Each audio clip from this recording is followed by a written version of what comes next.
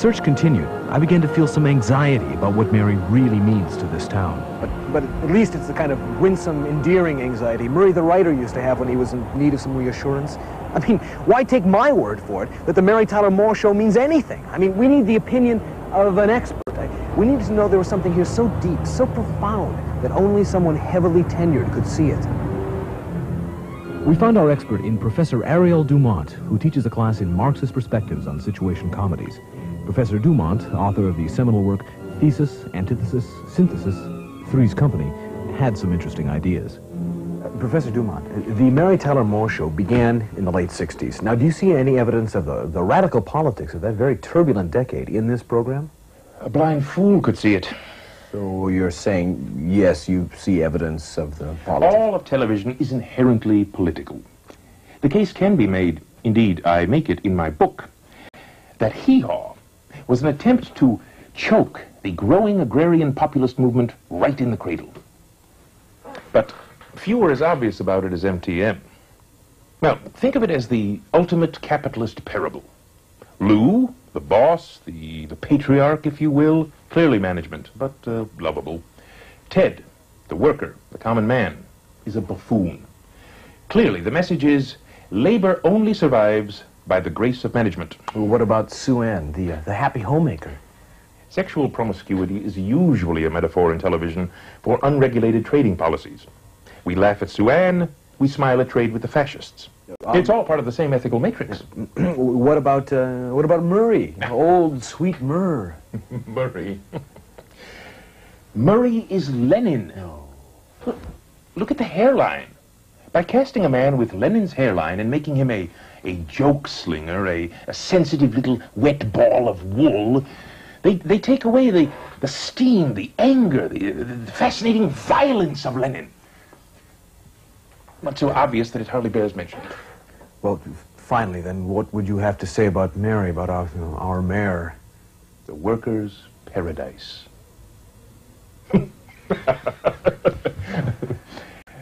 Just kidding. No, Mary, through her wardrobe, legitimized conspicuous consumption. I see. Well, Professor Dumont, it's very fascinating, and I'd like to thank you. It's amazing how you see these things. Well, if I didn't, no one else would.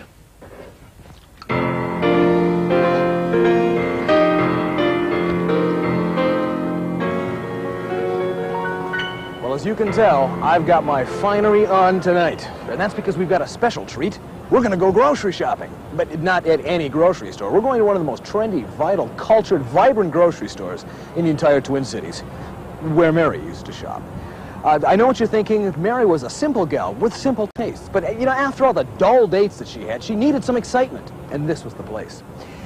The issue we're trying to settle tonight is something we'll call for our purposes the ground chuck of discontent. I mean, you've seen the film clip. I don't think I've ever seen Mary look so existential. I mean, what question was she posing of God? Why the heavenward look? Had she come looking for fish but somehow given in to the base carnality of meat? Was the meat too lean? We don't know, but I want to find out. You know, there are some who say that it wasn't actually meat that she was throwing at all. It's that it's buns. Well, we took that film and we subjected it to careful digital analysis in several costly California labs. And after frame-by-frame evaluation, well, they decided it's not buns, folks. The verdict is meat. Hi. Excuse me, can I take this one out?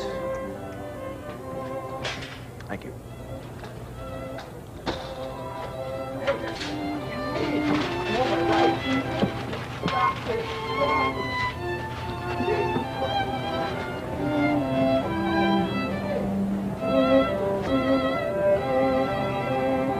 Mr. James Lileks.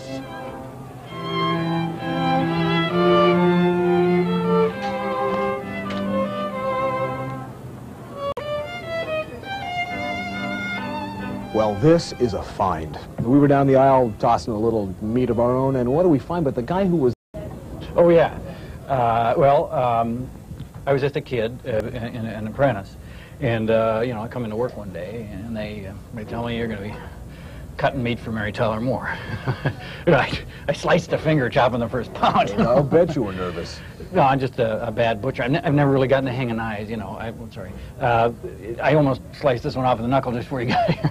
Well, why then the choice of you to cut the meat for Mary? Well, jobs were on the line, and then, you know, they figured if somebody had to take a fall, you know, be fired, might as well be the new kid. Yeah, well, things, I guess, were tense. Oh, yeah. Oh, yeah. Mary, Ms. Tyler Moore, she wanted the patties to be perfectly circular. Yeah. And, of course, when you're hand-forming meat patties, they tend to be irregular, and everybody knows, almost elliptical, you might say. And her expression, then, in that take? She was ticked. She was really ticked. They did a take after that where she just, you know, she just took her arm and right across the shelf, knocked everything right on the floor. What happened to the meat that was used in that shoot? Bruised beyond use. Oh. Yeah, meat can only take so much punishment. Oh. And some of the guys picked up the patties off the floor and had them laminated, used them for paperweights, and I guess a couple of years ago sold them to some private collectors. Really? Either those guys on duty tonight? They retired on that deal. You must have kept one for yourself, at least. I fried it up with onions and ate it. I don't even like onions. I was in a very self-destructive phase of my life right then. And oh, jeez! I mean, no, it's all right. It's not deep. It's not deep. Bad. Any gauze?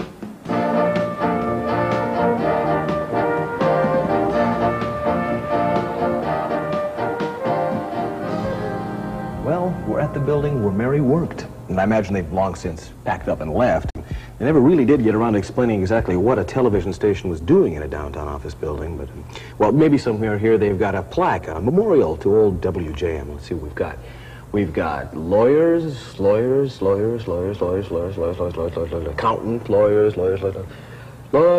accountant, accountants for lawyers. Ah! TV Guide magazine. A coincidence? I think not. Cool. Way cool. Whoa! A veritable cornucopia, a cavalcade of TV greats. And there's the brightest star in the firmament herself, Mary. How you doing, kid?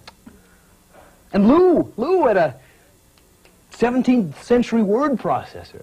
This is great. This is great. Spiritually, it's right. Spiritually, it reeks of Mary. It's perfect. And those would be the windows where she looked out when she was working every day. Those would be the windows. The show was filmed in Hollywood in front of a live audience. Well, if they hadn't filmed it in Hollywood in front of a live audience, those would have been the windows. Well, this is right. If the Mariosity of this place holds, and I think it's going to, we're going to see behind any of those doors, we'll see a sensitive, balding guy. We'll see a deep-voiced, obsequious guy with silver hair. We'll see a gruff but lovable boss who's big with a black tie. I know they're here. Let's go find them. I kind of feel like Geraldo. I know I'm right about this. It was only later, when I consulted a statistical analysis of office workers, that I discovered that each place of business has, on the average, 2.3 balding sensitive men, 4.8 silver-haired, deep-voiced, obsequious men, and 3.1 gruff but lovable men with crudely knotted ties. At the time, of course, I thought I'd stumbled onto something. But they were understanding about my reasons for my visit and helped me to come to terms with the fact that there were no traces of Mary left.